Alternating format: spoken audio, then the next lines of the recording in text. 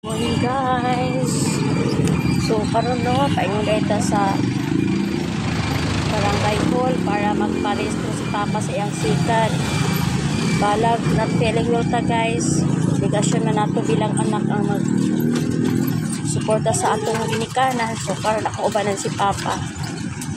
Magkuan siya, magrehistro siya sa iyang sikat. Kay kani nga sikat guys.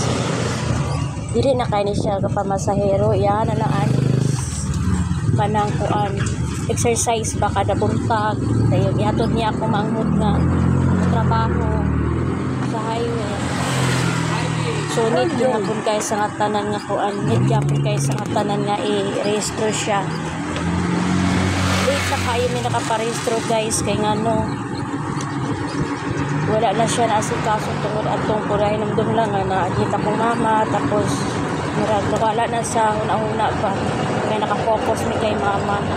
Dayon one time niingon akong papa na kuan ka nang magpauban daw kuno siya magparehistro pero wala pa na pintalan niyang sikat na daot pa dito ang likid. So mauto guys, pasalamat ko kay nakadaog ko og 3D tulura ka unit pero ako gyatagan si Papa og 800 para ipalit niya sa iyang ligid. Tapos iya dayong pintalan iya ang kuan iyang sikat. Kay mao man siya ang recommend gas one guys color